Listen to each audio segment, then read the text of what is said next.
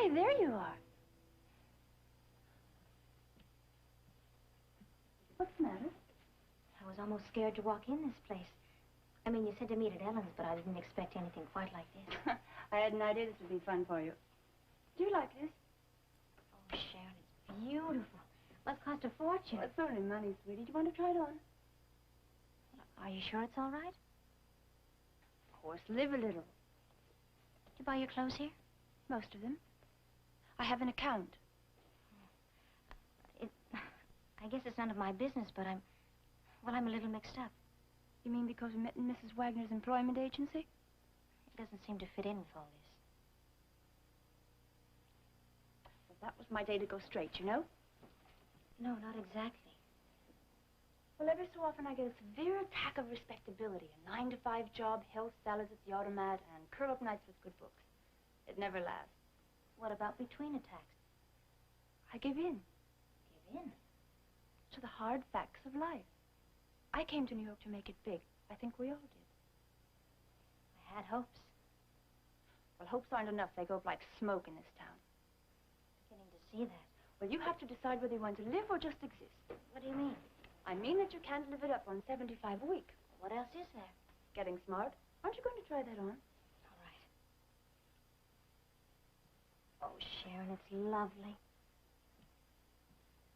I know, sweetie, it's for you. Oh, I'm just making a fool of myself. Oh, are you? Oh, well, what's the good of dreaming? That depends.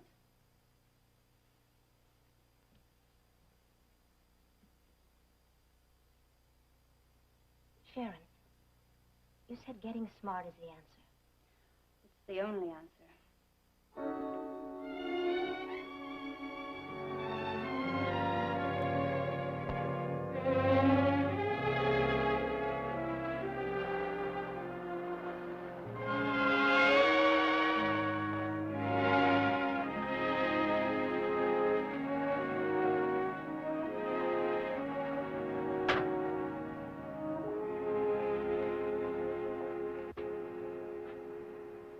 Dr. Rossi.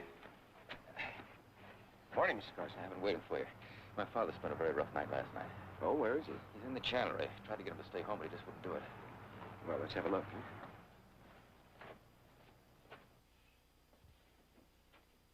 Eli.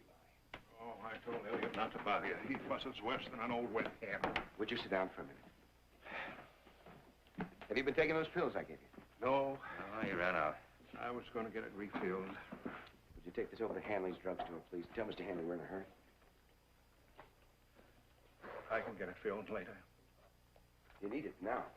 Yes, of course. I'll be right back. Hey, Elliot? Tell me about last night. Was there much chest pain? You ought to stay away from Calvin Hanley. You know who Calvin is, don't you? Don't get yourself excited, Eli.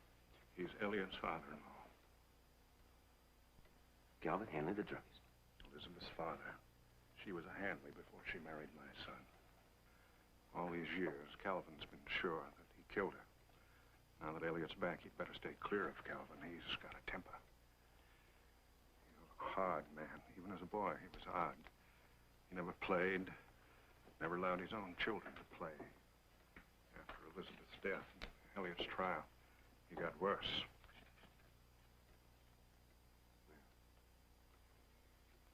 We'd better think about you now, Eli. I'm going to put you in the hospital for observation. Oh, fiddlestick. We'll talk about it with Elliot. No, we won't talk about it. I'm going to take you down there now.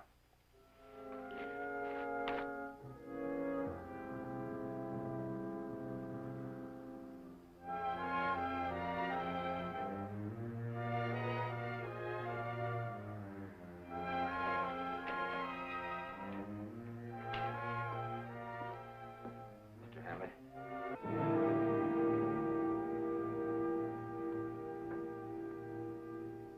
There's a lot of flu around. If I were you, I'd keep my daughter in these cold evenings, where she belongs. She's old enough to know when to go out. Maybe. Mr. Hanley, I need these right away.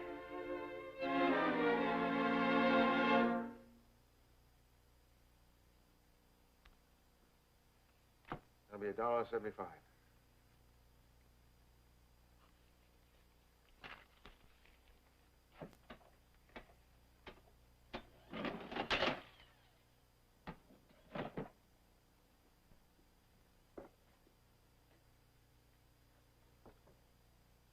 Thank you, Mrs. Reynolds. You're welcome.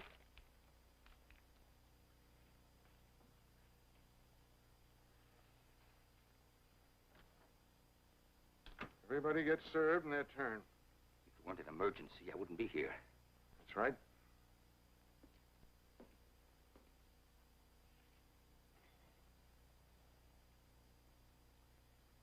Nothing ever changes, does it?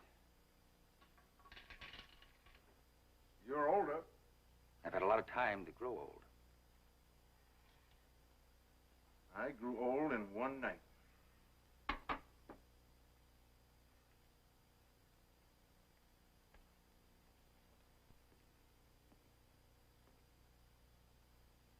been out to the cemetery? No, I haven't. I go every Sunday. Every Sunday, the year round, I visit my daughter's grave. You suggesting that I join you? If it'd ease your conscience, My conscience. Now listen to me, Mr. Hanley. don't you raise your voice to me. I'm not raising my voice. I'm stating a fact. I am here, Mr. Hanley, right here in Peyton Place. Now, you and I are going to have to learn to live with that, like it or not. Pills are ready. I'm not finished. I didn't kill your daughter. Someone in this town lied, and I intend to find out who it was. You said your pills are ready.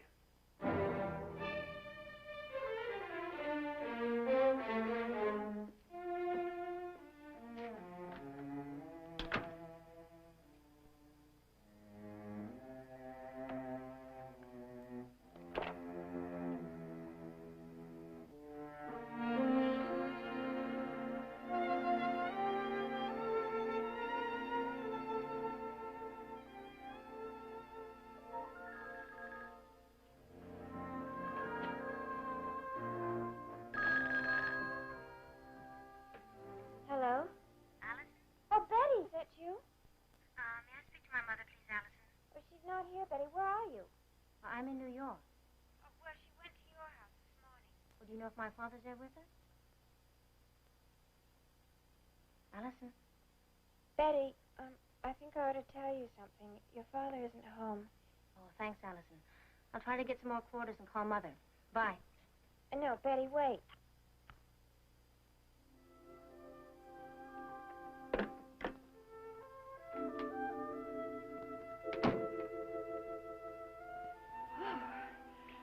This, to coin a phrase, is not a fit night for man nor beast. Betty Anderson just called. From New York? She didn't say where she was. She wanted to talk to her mother. Oh, isn't that a shame? Did you tell her Julie's moved back to her own house? She said she'd try and call her there. She hung up so fast I didn't have a chance to talk to her. Hope she does call Julie. She'll be so relieved.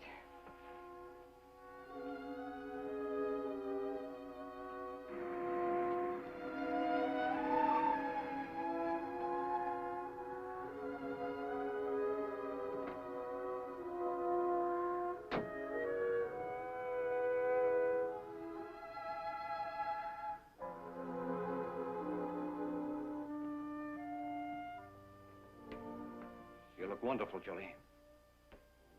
Thank you. Les, I don't think we should go out to dinner. Some way it just doesn't seem right. We went all through that an hour ago. Well, I know that. There's nothing wrong with two people who have common concerns having dinner together in a public place. Well, that's all it is. For now, yes. Later. That's one of the things we have to talk about, Julie.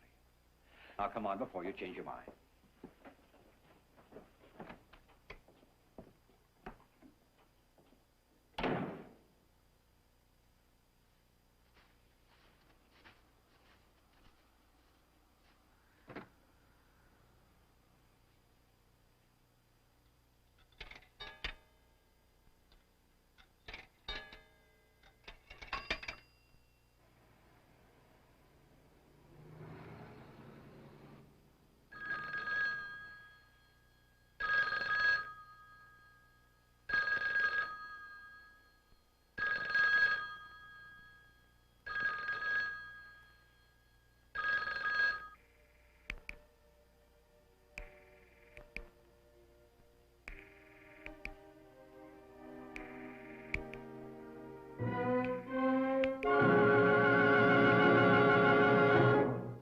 Preview from the continuing story of Peyton Place. I'll settle for that if I thought Rod'd take me back. That isn't much to settle for, not with what you've got. I have an idea. Why don't you move in here with me? Can't pay this kind of rent.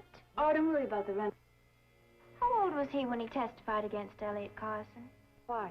I suppose that's enough to make anyone grow up different. You never heard me quarreling with your sister. Why would I have lied? I liked you. And I never blamed you for what happened, Elliot, because I knew what my sister was like.